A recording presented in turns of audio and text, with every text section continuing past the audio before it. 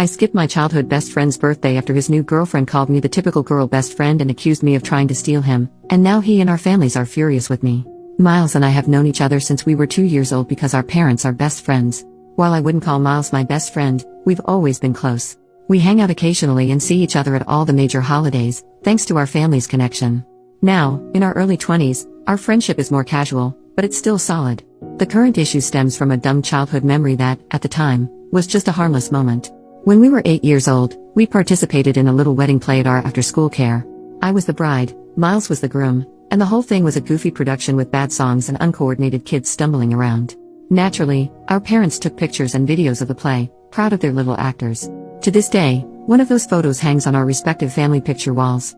Miles has been dating Lindy for the past year. They've known each other for 3 years, but their relationship only turned romantic recently. From the start, it was clear Lindy didn't like me. Every time we were at the same celebration, she'd make a snide comment about me being a typical girl best friend. Once, she even accused me of secretly wanting to sleep with Miles.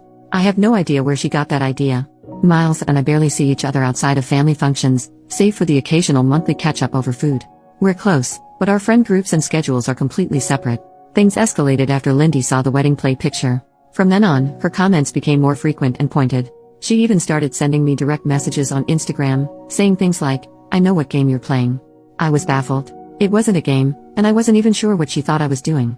I tried talking to Miles about it. He told me to just give her time, which felt dismissive but also like the easiest option. Then came Miles' birthday party last Saturday. I was invited, of course, but Lindy decided to send me a message before the party. She wrote something along the lines of, "I'll be supervising you. This is our first birthday as a couple, and you're not going to take up his time." That was my breaking point. I talked to Miles again, hoping he'd step in or at least acknowledge how toxic this was becoming. But all he did was repeat the same advice, to give her time. I couldn't do it anymore. When the party started, I sent him a quick text apologizing and told him my mom would drop off his gift. I just couldn't face the tension anymore. Now, Miles is upset with me for skipping his birthday. Lindy claims I made the whole situation about myself, and my parents are disappointed I missed what they consider a family function. I haven't shown anyone Lindy's messages because I didn't want to blow things up or turn this into a bigger mess. She's a new part of Miles' life, and I didn't want to create drama that could make things harder for both of us. I thought talking to Miles would be the adult thing to do, but clearly, that hasn't worked. For the record, I have no idea why Lindy is jealous. Our families have never joked about me and Miles being together, nor have they ever pushed for that. In fact, I think they'd be against it if it were ever even suggested. The wedding play picture is only up on the walls because our parents thought it was a cute memory from our first school play. That's all it ever was. So, am I wrong for skipping his birthday or was I totally reasonable in doing so? Update: after my last post, I decided to address everything head-on.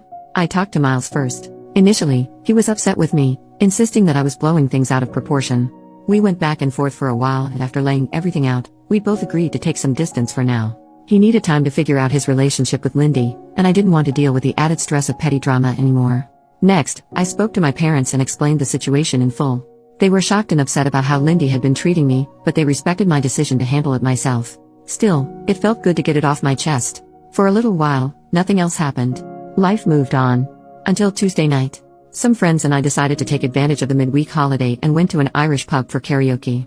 It was a fun night, at least until my best friend and I went to the restroom to freshen up. That's when everything spiraled.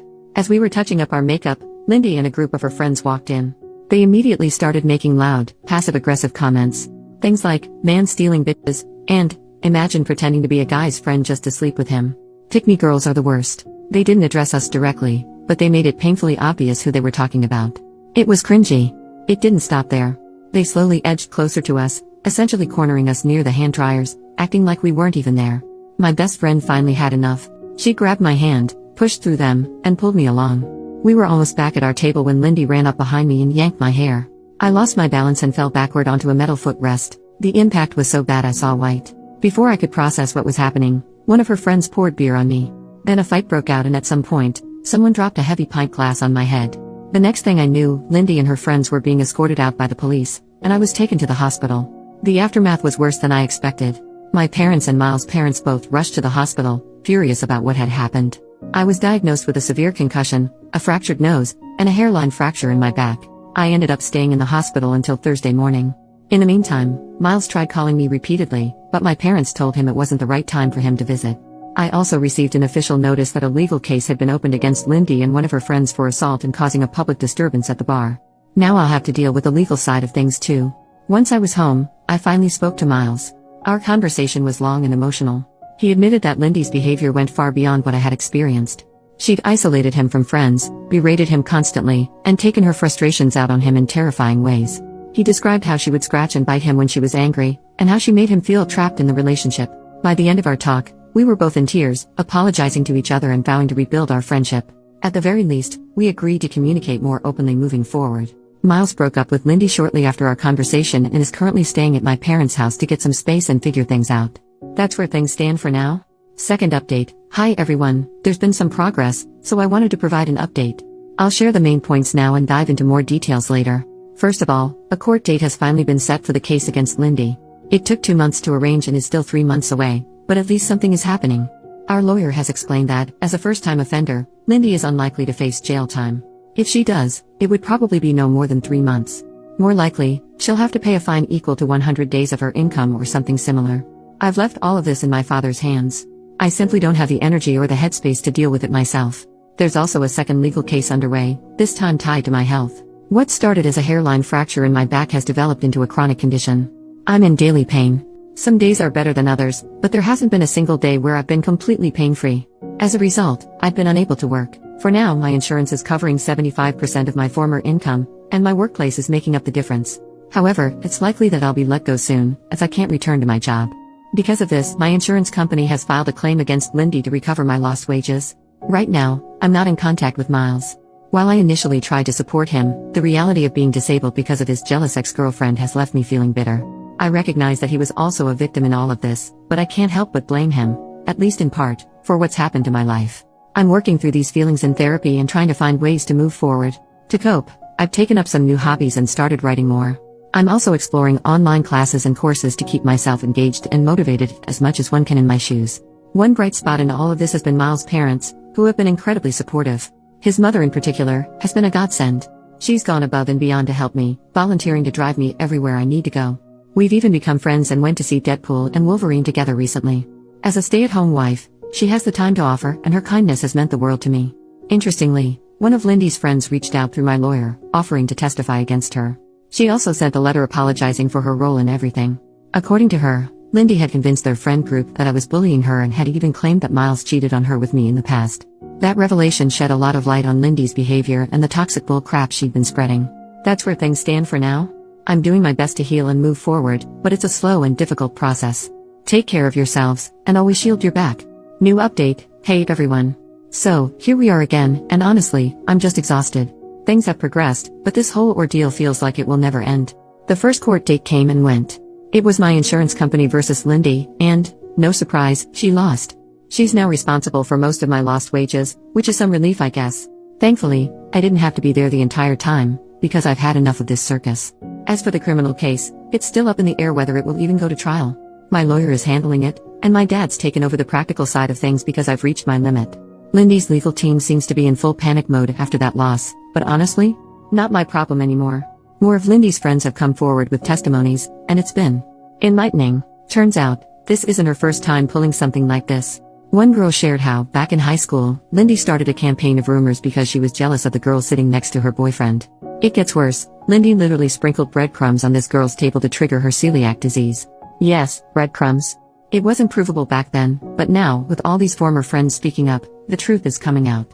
And let's be real, these people aren't stepping forward out of moral clarity, they're just terrified of the fallout on their own records. Receipts are pouring in, and the whole thing keeps getting uglier. Now let's talk about Miles, because that's another disaster. We're still not speaking, and for good reason. It turns out he's known for a while that Lindy was threatening him. She told him bad things would happen if he didn't cut me off and stop his parents from talking to me. And what did he do? He laughed it off, assuming she just meant breaking up with him. Nope, she was dead serious. She even started stalking me and one of his cousins, making fake profiles to send cryptic messages. And what did Miles do then? He talked her down. That's it. He let her spiral, and now I'm the one left dealing with the fallout. I'm furious.